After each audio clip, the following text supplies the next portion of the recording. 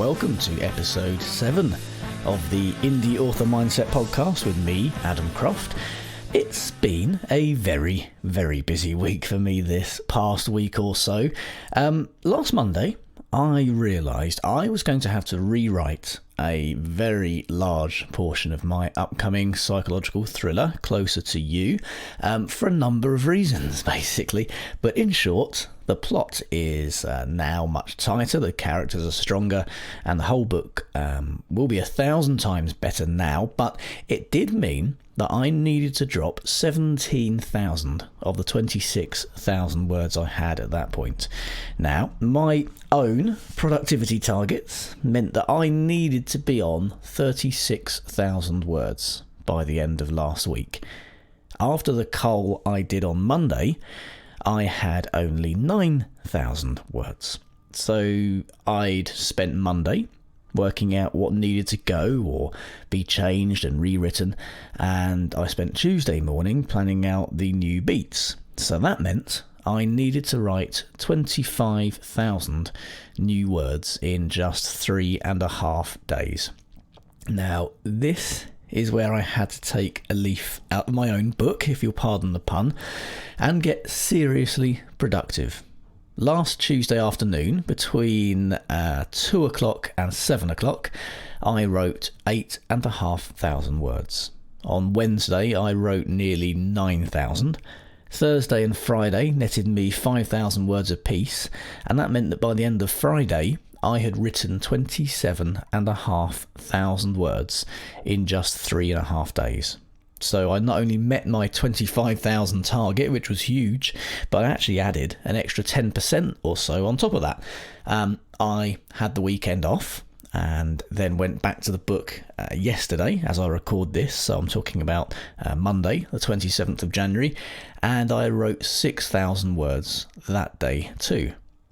Now, the reason I'm telling you all of this is A, because I fancied bragging about it, and B, because it goes to show exactly what you can do with a few productivity tricks up your sleeve.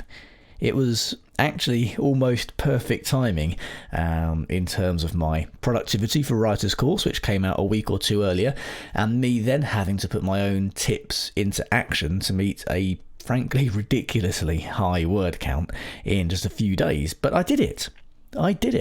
And those productivity hacks and tips meant that I wrote 33,500 words in just 4.5 days as I record this. That's an average of, nearly 7,500 words a day. And you know what?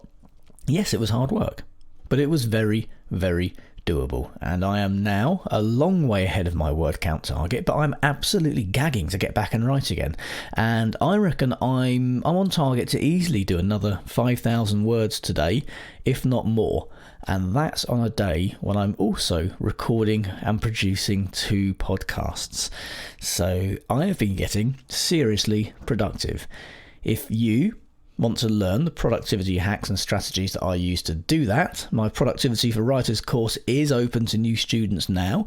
Its retail price is $49, but as a listener to the Indie Author Mindset podcast, you can get the Productivity for Writers course and any of my others at half price using the promo code PODCAST. Just head over to courses.indieauthormindset.com, choose your course and enter the promo code podcast at the checkout. Now, in the Indie Author Mindset Facebook group this week, Colin F. Barnes said, having done the productivity course and being reminded of many of the things I knew I should be doing, the reminder was a great encouragement on those particular things. I also learned of an app that is turning into something of a game changer for me. Brain.fm, Colin says. Now, I always write to music, these days mostly synthwave and cyberpunk music, whatever that is, because of the lack of vocals and consistent beats, but my word, there is some magic in the Brain.fm AI-designed soundtracks, Colin says. In the last 2 days, he's written just shy of 8,000 words, fixed a big plot hole, come up with a strategy to reignite his career, and he has slain his to-do list in a way he hasn't been able to do for nearly a year. And Colin says, if this continues in the same way, this is going to be a great year. Thanks for the course and the app and tool suggestions, Adam. You're very welcome, Colin. It's great to see so many people getting so much value out of that course. I've had a lot of really good feedback, a lot of people getting very productive and kick-starting and reigniting their careers. Which brings me on to this week's ninja tip. Find your ritual. Create a Pavlovian environment which puts you into writing mode. For example, I have a specific instrumental Spotify playlist and a specific type of incense stick. I only use those when I'm sitting down to write. It tells my brain it's time to write now and creates a Pavlovian reaction which quite literally switches on my creative writing side. Now, your own specific ritual might be different, but create one and keep repeating it. If you have a particularly productive day or spell, harness something unique or unusual about it and build a routine around it so your brain links that routine with productive writing. Thank you also, by the way, to everybody who got in touch after listening to the last episode, episode 6 of the Indie Author Mindset podcast. If you haven't listened to that episode, I highly recommend you go back and do so. I spoke to James P. Sumner, a thriller author of great repute and who's done very, very well. He went in the space of 3 years from having written his first book to being a full-time author. He did very well, earned a very good sort of mid 4-figure a month income, mid 5 figures a year. He was doing very, very well and had some great readers, some great feedback. He was getting very productive, and after he went full-time, things started to slip for him. He made some mistakes. He didn't adjust all that well to a full-time writing world and to working for himself, and things slipped backwards. It would be fair to say that it wasn't great for James. You can listen more in the podcast episode. I'm paraphrasing here, but in short, he lost his marriage, he lost his mental health, and he also, at the age of, I think he's 36, 37, in recent months suffered a heart attack. So it just goes to show you need to stay healthy as a writer. The stress, the pressure you can put yourself under, especially if you're the sole provider for your family with your writing, can be incredible. That was an episode that actually touched a lot of people. Many people have got in touch about that, and it really seems to have touched a huge number of people. So do head back and listen to episode 6 of the Indie Author Mindset podcast, that one there with James P. Sumner. Highly, highly recommended. And as always, I am very keen to hear from you with your thoughts, questions, experiences, or any problems when it comes to writing and publishing. Just fire me an email at podcast@indieauthormindset.com or catch me in the Indie Author Mindset Facebook group, which is where DF Hart posted this week asking about audiobooks and Findaway Voices Voices Plus program. She said, I'm starting the process with Findaway Voices for book 1 of my series. I'm filling out all the bits and bobs, and it's asking me to set my retail price, and I have no clue what it should be. It's a 65,000 word book. Per their estimate, it will be about 7.3 hours tip to tail. What price should I put in here?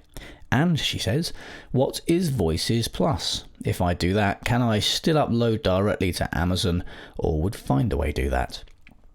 Now, as Sherelle Winters pointed out rightly in response, Voices Plus is probably most easily described as Findaway's equivalent of KDP Select. They give you some benefits, including protection against piracy by issuing takedown notifications on your behalf, more giveaway codes for your audiobooks, preferential treatment when it comes to marketing and promotions, and the chance to preview new features that Findaway introduces.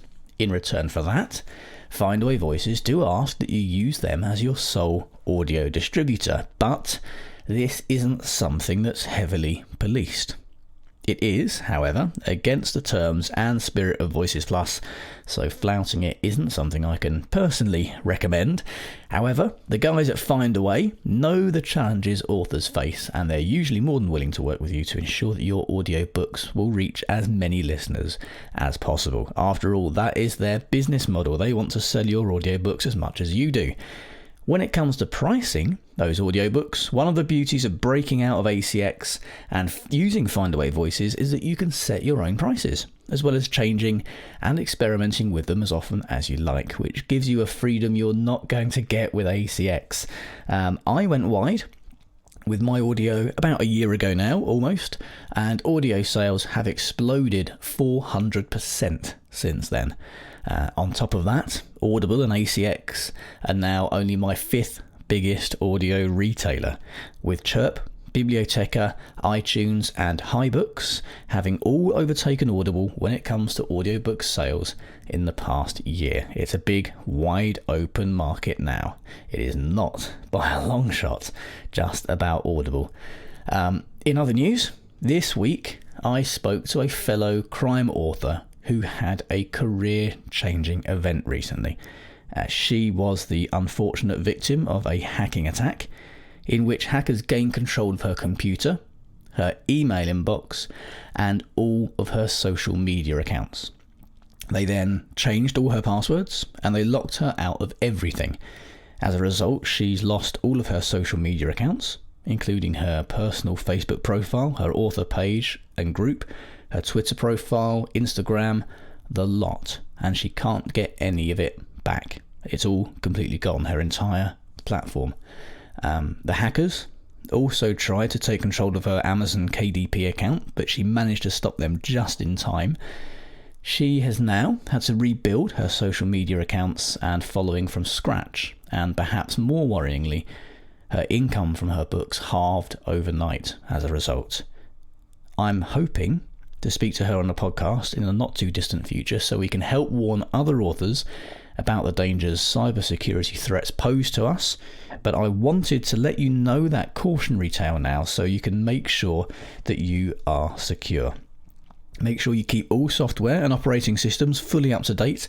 Make sure your firewall is switched on and updated. Use a different email and password combination for all of your accounts, and make sure you switched on two-factor authentication as well for websites and apps which offer it.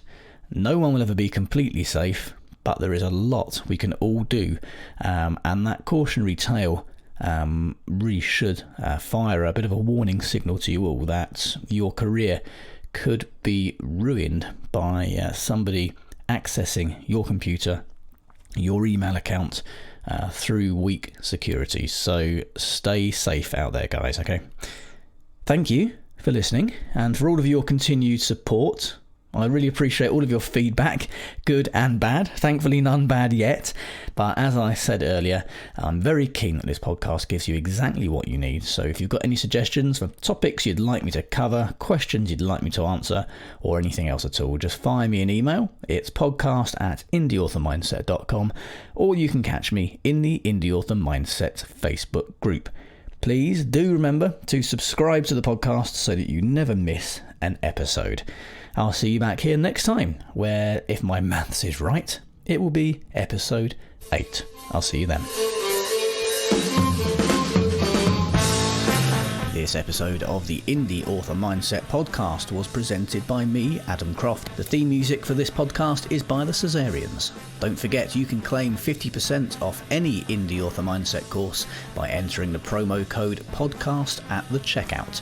Links are in the show notes. For more great tips and guidance, join the Indie Author Mindset group on Facebook.